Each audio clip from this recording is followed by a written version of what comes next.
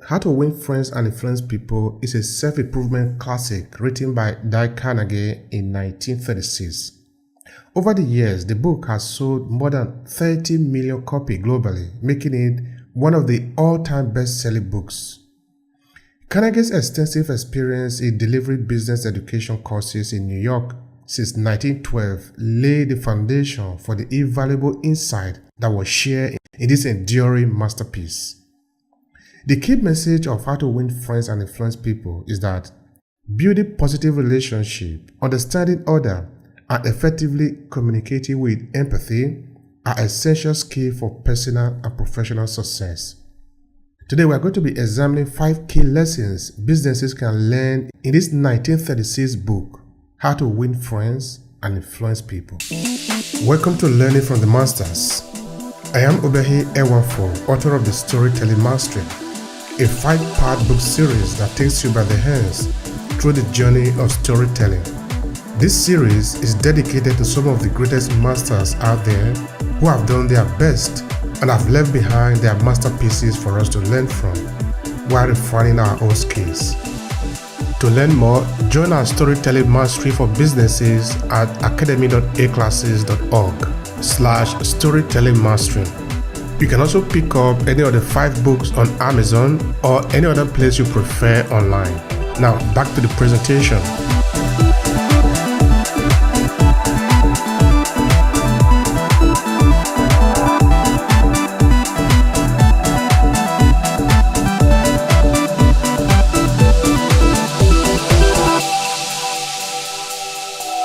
Lesson 1. The power of a genuine smile. In How to Win Friends and Influence People, Dale Carnegie emphasized the importance of a genuine smile. One real instance from the book involved Carnegie recounting a story about a chauffeur who always greeted his employer with a warm smile. This simple act created a positive atmosphere and established a strong bond between them. Application in business. In business context, genuine smile can go a long way in building rapport with clients, colleagues, and employees.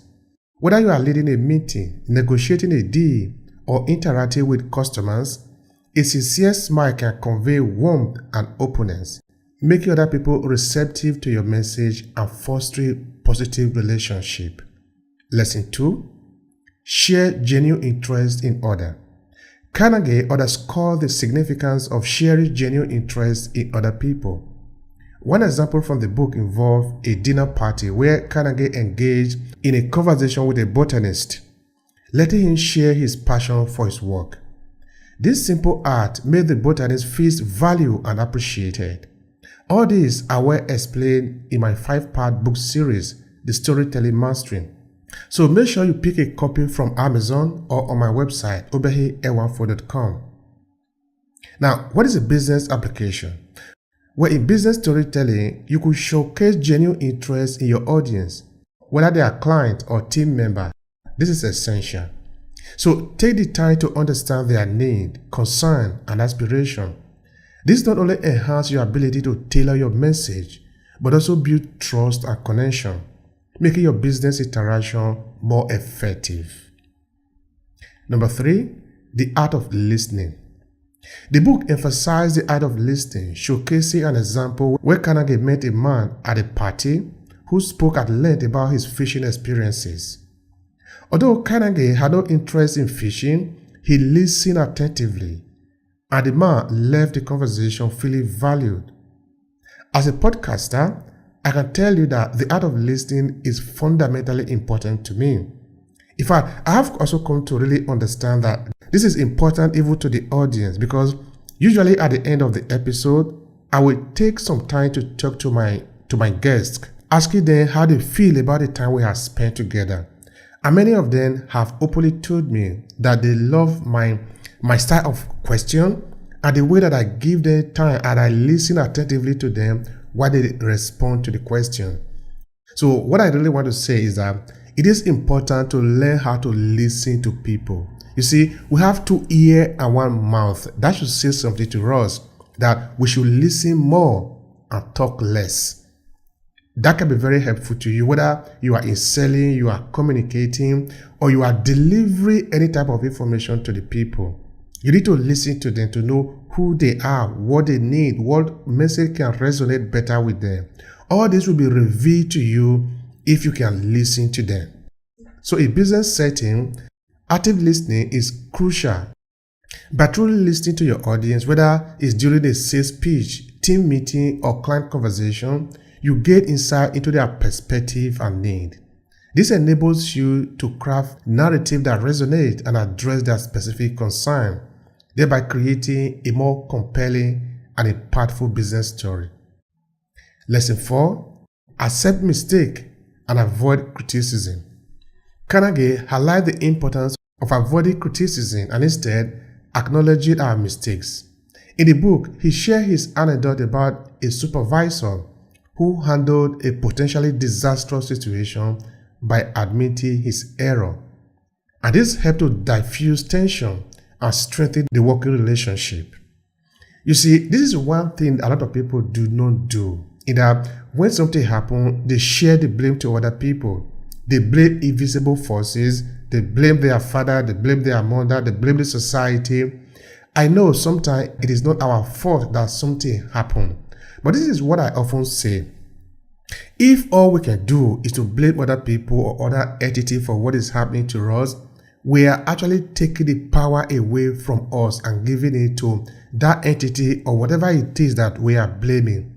But if we take responsibility by blaming ourselves, then we have the possibility of changing. In that now we can choose to do something differently next time. It means we have now learned from our mistakes instead of just blaming other people. Because if you're blaming on the devil, for example, you are not the devil, you don't control the devil, so the devil can repeat it the next time. But if you blame a part of it on yourself, or at least a great part of what has happened on yourself, then it is you can change tomorrow. You can take a different action, approach the task differently the next day, which means you are now powerful. You are powerful in that you are at the driver's seat. You are able to change the direction that you want to go. And if your action is corresponding to the direction you want to go, then the result will be different as against blaming everything on another person that you cannot control. And the person, of course, is going to repeat the same thing tomorrow, and you're going to get the result that you don't want. Then you're going to blame again the same person. So you need to help yourself to take responsibility for what has happened and criticize less.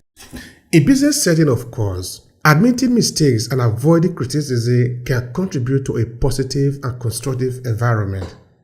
So be open about challenges and mistakes, focusing on the lesson learned and improvement made, because all of us can make mistakes.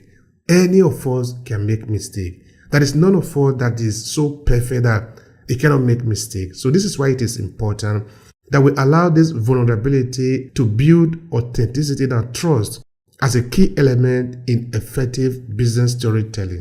So make sure you pay attention to that. Number 5, appeal to other self-interest. The book discusses the concept of appealing to other self-interest as a powerful motivator. Carnegie recounts a story about a man who wanted his neighbor to keep their cow off his property. Instead of demanding compliance, he highlighted the benefit to the neighbor, framing it to protect their own cow from potential harm. Now, this is the same story that will lead a lot of people to fighting.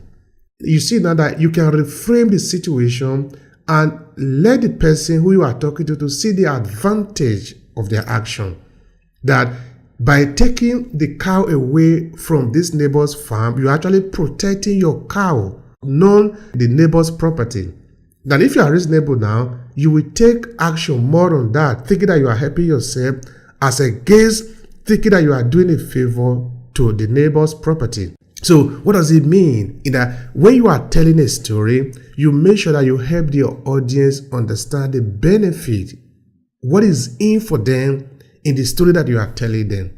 That can be very advantageous. Is that after you help them to understand that, it becomes almost autopilot for them to take action, because the action they are taking is for their interest. That is appealing to other people's interest. So a business story I want to repeat again. It is important that you appeal to the interests of your audience. When presenting an idea or seeking collaboration, emphasize how it aligns with their goal, interest, or success. This approach makes your narrative more compelling and increase the likelihood of gaining support and cooperation in a business context. Now, what could be the conclusion? Well, how to win friends and influence people serves as a timeless guide to navigate the intricacies of human interaction. Dale Carnegie insight, drawn from real-life examples and anecdotes, the enduring importance of empathy, genuine interest in others, and effective communication in both personal and professional life. Can you do the same? Of course you can. And you can consider reading the book to learn more about how to apply this powerful book in your daily life and of course in your business too. To learn more, join our storytelling mastery for businesses at academy.aclasses.org/storytelling.